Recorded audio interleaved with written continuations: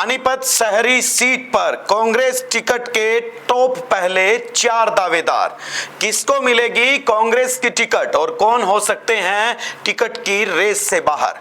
आज की खास पॉलिटिकल स्टोरी में हम जानेंगे कांग्रेस के पहले 4 इन टिकटार्थियों का मजबूत और कमजोर पक्ष। राजनीतिक पंडितों और विश्लेषकों के अनुसार मिली रिपोर्ट के बारे में आपको विस्तार से बताएंगे।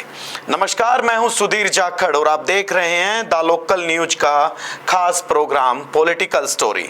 हालांकि पानीपत जो कि एक औद्योगिक नगरी है और पानीपत शहरी सीट पर लंबे समय से शाह परिवार का राजनीतिक कब्जा रहा है, लेकिन पिछले लंबे समय से अब उन्हें सत्ता से बाहर रहना पड़ रहा है। साथ ही अब शाह परिवार में आपसी फूट होने के बाद और भी कई दिग्गज टिकट की रेस के मैदान में सामने आए हैं। पानीपत शहरी विधानसभा में 2024 में प्रबल और मजबूत 4 कांग्रेसी दिग्गज चुनाव की टिकट वाले मैदान में एक दूसरे के आमने और सामने हैं। सबसे पहले कांग्रेस के टॉप 4 विधानसभा टिकट के दावेदारों में आज की खास पॉलिटिकल रिपोर्ट में हम जानेंगे इन टिकटार्थियों का मजबूत और कमजोर पहलू। सबसे पहले हम बात करते हैं टिकट के सबसे पहले दावेदार, यानी पिछली बार 2019 के विधानसभा चुनाव में कांग्रेस की टिकट पर चुनाव लड़ चुके संजय अग्रवाल। जब कांग्रेस के बुरे वक्त में वरिंदर बुल्ले शाह जैसे नेता ने बीजेपी से डरकर या बीजेपी के अब की बार 75 पार वाले नारे से डरकर टिकट भी नहीं लिया था, तब नए चेहरे के रूप में संजय अग्रवाल सामने आए और स्थानीय कांग्रेस के दिग्गज नेताओं के सहयोग के बिना अच्छी खासी वोट हासिल की और चुनाव हारने के बाद भी लगातार पिछले 5 साल से संजय अग्रवाल जनता के बीच में हैं। व्यापारी से राजनेता बने संजय अग्रवाल भी टिकट के लिए मैदान में हैं। हालांकि उनका राजनीतिक सफर लंबा नहीं है। वे भी 2019 के विधानसभा चुनाव में राजनीति में कदम रखने वाले नए नेता हैं। पहली बार वरिंदर बुल्ले शाह के टिकट से पीछे हटने के बाद संजय अग्रवाल को कांग्रेस ने पानीपत शहरी विधानसभा सीट से मैदान में उतारा था और संजय अग्रवाल ने मात्र 20 दिन की राजनीतिक भागदौड़ से जनता के बीच पहुंचकर 39,854 वोट हासिल भी किए। बावजूद इसके संजय अग्रवाल चुनाव हार गए क्योंकि उनका राजनीतिक तजुर्बा ना के बराबर था। राजनीतिक अनुभव कम होना उनकी हार का कारण बना। दूसरा, केवल 20 दिनों में स्थानीय नेताओं ने अंदर खाते विरोध किया क्योंकि वरिंदर बुल्ले शाह जैसे नेताओं को था कि अगर संजय अग्रवाल विधानसभा चुनाव जीत गया या उनसे ज्यादा वोट हासिल कर गया तो पुराने कांग्रेसी नेताओं का पॉलिटिकल कैरियर विधानसभा की टिकट के रूप में खत्म हो जाएगा। इसलिए शहरी कांग्रेसी नेता बुल्ले शाह और उनके समर्थकों ने भी संजय अग्रवाल को हरवाने के लिए कोई और कसर नहीं छोड़ी। लेकिन संजय अग्रवाल का मजबूत पक्ष ये भी रहा कि हार के बाद से लगातार हर समय वो पूरा समय राजनीति और समाज क्षेत्र में एक्टिव रहे। ऐसे में कांग्रेस उनके ऊपर बुरे समय में सहयोग के लिए इनाम देने के बारे में विचार कर सकती है। वहीं दूसरी ओर आपको बता दें, संजय अग्रवाल कांग्रेस में कुमारी सैलजा गुट के बड़े नेता हैं और कुछ लोगों का मानना है कि गैर पंजाबी चेहरा होने के चलते और अगर पूर्व मुख्यमंत्री भूपेंद्र सिंह हुड्डा के गांव देहात वाली विधानसभा सीटों की बजाय शहरी सीट पर ज्यादा दावा ना करने के कारण कुमारी सैलजा के कोटे में अगर पानीपत शहरी सीट अगर आती है तो इनकी टिकट की लॉटरी लग सकती है।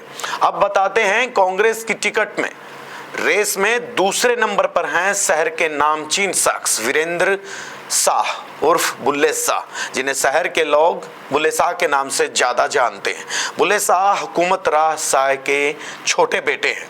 2014 में पहली बार इनको टिकट मिला लेकिन हारे। खुद की मजबूत टीम है, घर में गुटबाजी और अंतरकलह अब सड़क पर आ गई है।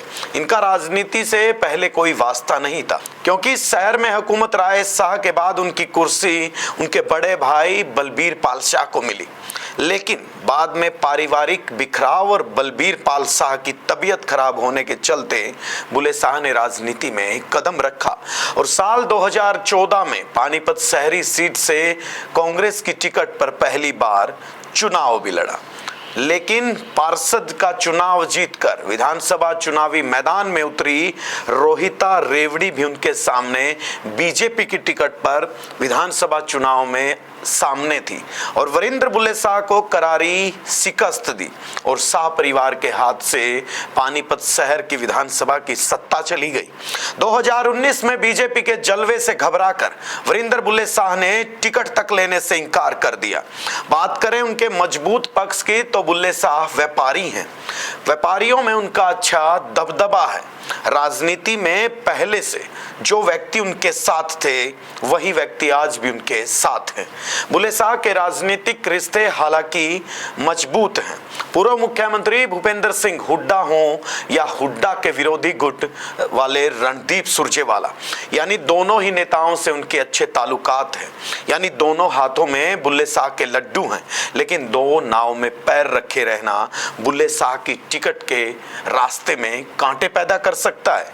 लेकिन बात करें उनके कमजोर पक्ष की तो उनकी कमजोरी की तो सबसे पहले शाह परिवार के साथ ही अपने भाई बलबीर पाल शाह के साथ राजनीति में उनका साथ देने वाले शाह परिवार के हनुमान कहे जाने वाले मुकेश टुटेजा भी बलबीर पाल शाह की टिकट कटने के बाद भारतीय जनता पार्टी के साथी बने और बुल्ले शाह की हार का कारण बने।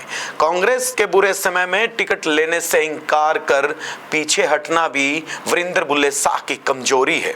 साथ ही लंबे समय से परिवार को राजनीति से बाहर रहने के कारण उनके साथियों के काम रुकने लगे और धीरे धीरे शहर के मोजीज व्यापारी और शहर के बाजारों के प्रधान भी बुल्ले शाह का साथ छोड़ते चले गए।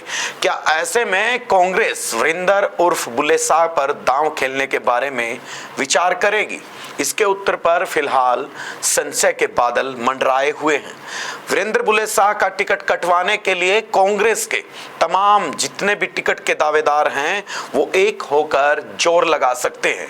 टिकट उनमें से किसी को मिले, बशर्ते वरिंदर बुल्ले शाह को टिकट नहीं मिलनी चाहिए, ऐसा भी हो सकता है। अब बात करते हैं पानीपत शहरी कांग्रेस की टिकट वाली लिस्ट में तीसरे सबसे बड़े नाम के बारे में। तीसरा सबसे बड़ा नाम प्रेम प्रकाश सचदेवा, यानी कि कांग्रेस की पानीपत शहरी टिकट की लाइन में तीसरे नंबर पर शहर के कांग्रेस के जिला अध्यक्ष रहे बड़े कारोबारी और समाज सेवी प्रेम सचदेवा भी अब की बार खुलकर मैदान में है। प्रेम सचदेवा कांग्रेस के करीब 40 साल पुराने कार्यकर्ता हैं। शहर के जाने माने व्यापारियों में उनकी गिनती तो होती ही है, साथ ही धार्मिक और सामाजिक संस्थाओं में प्रेम सचदेवा बढ़ चढ़कर भाग लेते हैं। मुख्यमंत्री बनने से पहले कभी भूपेंद्र सिंह हुड्डा के सबसे करीबियों में शामिल रहे थे प्रेम सचदेवा, लेकिन सक्रिय राजनीति में उनकी भूमिका उन्हें औरों से पीछे ले आती है, क्योंकि कांग्रेस के स्थानीय राजनीतिक प्रोग्रामों में उनकी भूमिका कम नजर आती है। लेकिन पानीपत शहर की जनता में उनकी छवि साफ और सुथरे राजनेता और सफल कारोबारी के रूप में बरकरार है। भूपेंद्र सिंह हुड्डा से उनका पहले पुराना जुड़ाव रहा और हुड्डा के बुरे दौर के साथियों में शुमार रहे हैं प्रेम सचदेवा। और फिलहाल हुड्डा के सबसे विरोधी चेहरे यानी कुमारी सैलजा और रणदीप सुरजेवाला के खेमे में प्रेम प्रकाश सचदेवा एक्टिव है। हाल ही में संपन्न हुए लोकसभा चुनाव में करनाल लोकसभा से टिकट को लेकर प्रेम सचदेवा ने दावेदारी भी की थी, लेकिन इसमें वो सफल नहीं हो पाए थे। लेकिन ये विधानसभा चुनाव प्रेम प्रकाश सचदेवा के लिए करो या मरो की स्थिति जैसा जरूर है, यानी टिकट पाने के लिए प्रेम सचदेवा कोई कसर नहीं छोड़ेंगे। अभी नहीं तो कभी नहीं वाली स्थिति से यानी उस दौर से प्रेम सचदेवा फिलहाल गुजर रहे हैं। पानीपत शहरी कांग्रेस की लिस्ट में सबसे आखिरी यानी चौथे नंबर पर सबसे बड़ा नाम महिला नेत्री का है, जिन्होंने हाल ही में भारतीय जनता पार्टी को अलविदा कहकर कांग्रेस पार्टी का दामन थामा है। नाम है रोहिता रेवड़ी।